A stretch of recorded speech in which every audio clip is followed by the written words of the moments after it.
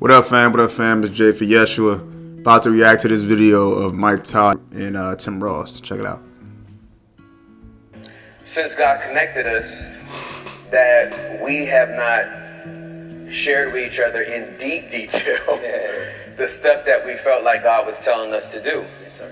And so you have been there literally for every single moment that I have been doing this, which is crazy. Until it happens. Till it happens. We're here now because of your crazy faith. Yep. But a lot of people don't understand that crazy faith is nothing without crazy obedience. And a lot of people scream crazy faith. They write stuff down. They quote Habakkuk 2 and 2. But then when God Yes, they asks do. them to do more than write the vision, writing the vision is the first step. Correct. But there will always come with an instruction afterwards. Absolutely. And I just have seen you behind the scenes in front of people. And like, truthfully, I think the greatest thing about you is that you are vulnerable with the big things God asks you to do in front of people that are following you. Right. Now, I need to say this because people talk about what you do that impact the church and your wordsmith and this, that, and the third. I've seen you do it in the back of a Nissan that I rented to pick you up to come speak at my youth conference. Yes, sir. I've seen you be vulnerable with what God was doing in you that qualified you to be here today. I'm going to tell a story that I have not been given permission to tell, but it impacted me so greatly. I think this is why we're sitting here today. Yep. You come to Tulsa, it's for some conference or something that there's not going to be, only like this side of the room would have been at the conference. Like, no, not all y'all, just that section right here. this section right here. I affectionately refer to them as the back of my head section. The B-side. The B-side. Okay. There you go. So, it wasn't anything spectacular. We had no name, notoriety, no platform. We were in the hood of Tulsa, just obeying God. And you came and you said, I'm hungry. And if you know anything about Tim Ross, he always has a scripture and he's always hungry. These are two things that you'll find out about him. But he doesn't eat at regular places. So It's true. It's very true. So we went to this Mediterranean restaurant and we're doing a pickup order, and Tim gets on the phone. And I'm the fresh mentee trying to pick up and glean everything that I can. Tim gets on the phone, and you know how when you're driving somebody around, you have no choice but to listen to the conversation, but you're not really trying to be in the conversation, but some of the contents of the conversation make you involuntarily move because you weren't expecting to be in that conversation. Yep. This is what happens to me. Hey, oh yeah, bro, thank you for answering the phone last night. No, after I preached, I was really sexually tempted. And when you answered the phone, it really helped me. No, I called Juliet, I told Juliet what was going on. No, I haven't fallen in that area in months. No, bro, I'm telling you, it was your call. You picked up that phone, that helped me make a right decision. No, the preaching was great, but afterwards I felt the attack come heavy. And when I called you, it really helped me. Thank you for being a brother. Thank you for being a friend. I'm in the front seat. Before you finish. Okay. That was that man right there. Corey Lamar Miller. Can we shout out Corey real quick? Corey, My thank best friend for 26 years. That man knows everything about me inside and out. That's who was on the phone. I never seen that before. That the person who came to speak at the conference would be vulnerable, not like, hey bro, let me call you back, bro. I'm with the people that's about to give me the honorarium check. Hold on. Let me get up out of here real quick. While I'm sitting in the car, he said, I almost fell last night, but when you answered the phone, it really helped me. Then I called you. I had it unlocked the ability for me to say it's okay. Absolutely. For me to actually be vulnerable and still have victory. I'm torn about what was just said.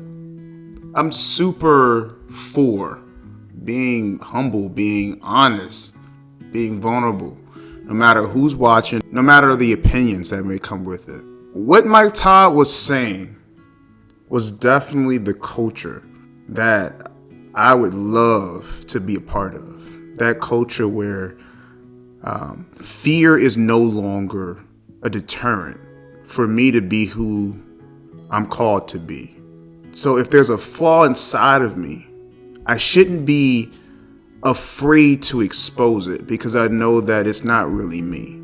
So given the example that he gave with Tim Ross, the fact that Tim was not afraid to take the phone call in front of the person that he's mentoring.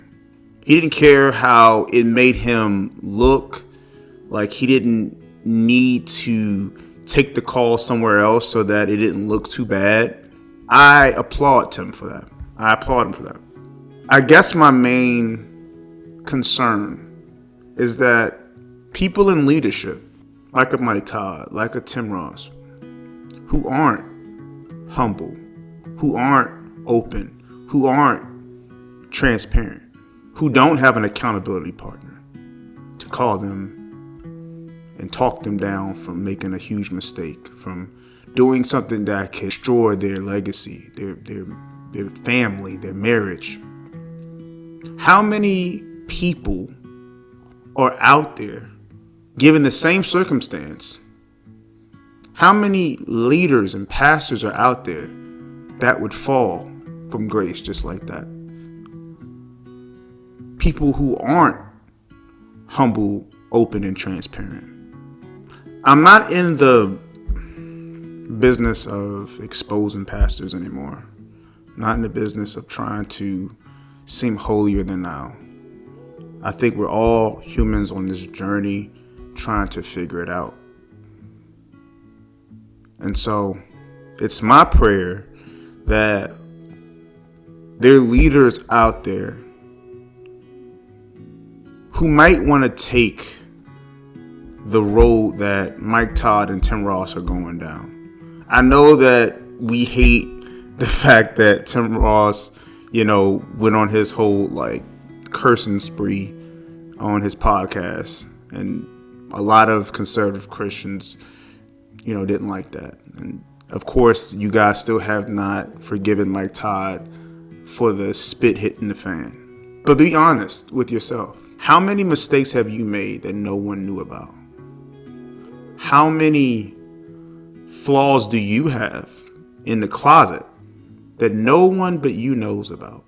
Of course, God knows about it, but you're not acting it out in real time. It's not on camera. It's not in front of thousands and thousands of people on stage or online. You keep all of your flaws hidden. You're not exposed. So to the public eye, you seem innocent. You seem under control.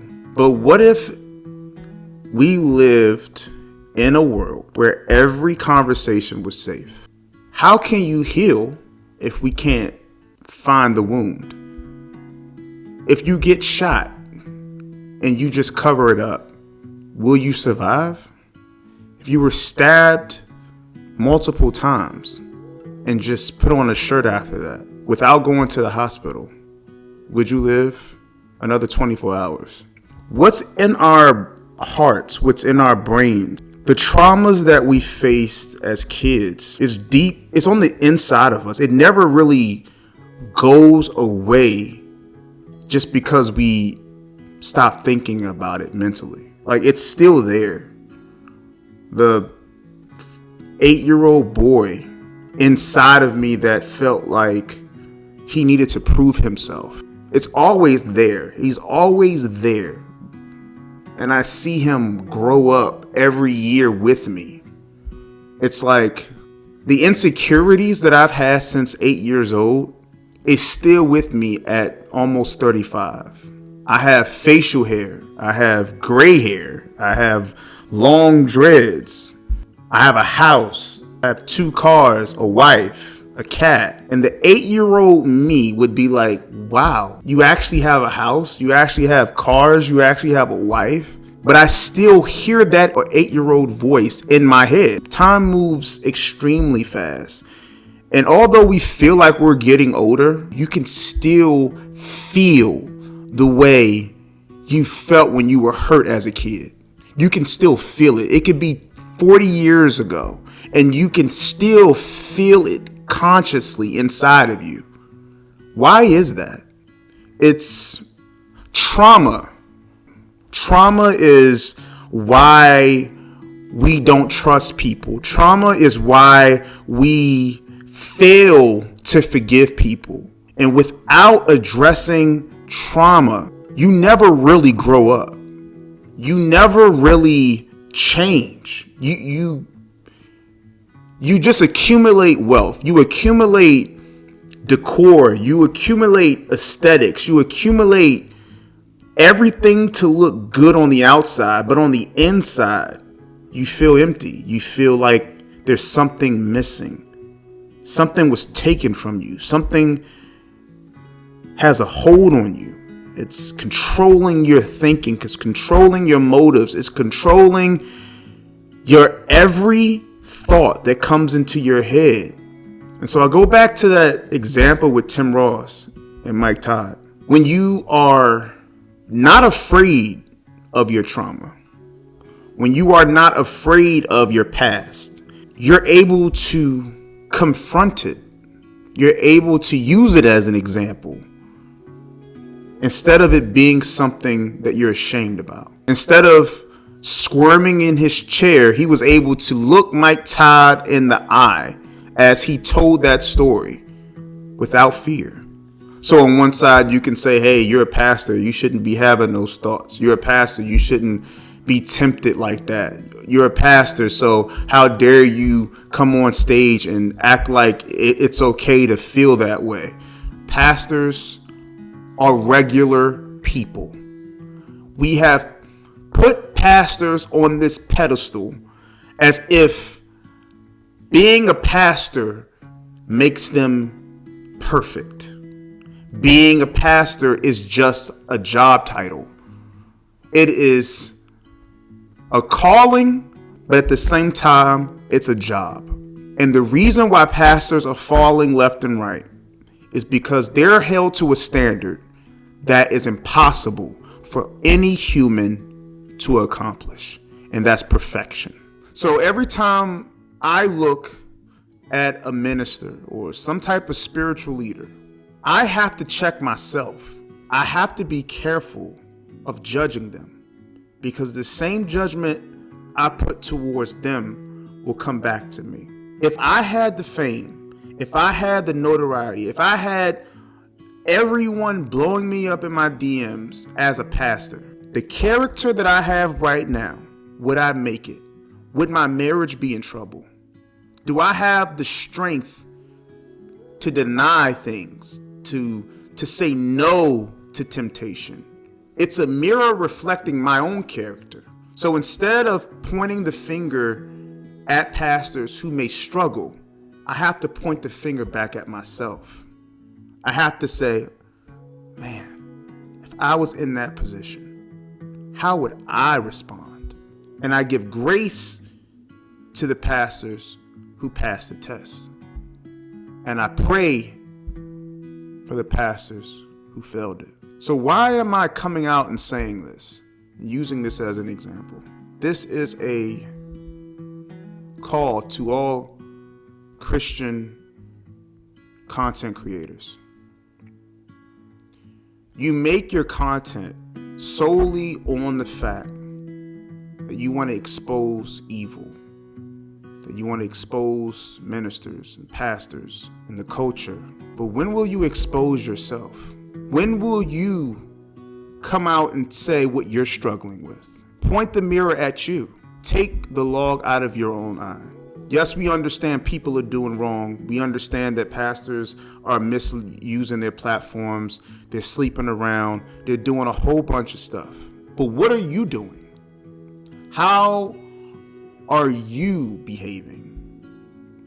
And if there's anything hidden, yet you won't expose it, ask yourself the question, what are you hiding from? What is the trauma deep down inside you that needs to be hidden instead of exposed? Why not use your testimony as a way to bring people closer to God? Use your vulnerability. Use your mistakes as an example for others to learn from. Stop making your content about others' failures. Instead, use your failure as a testimony.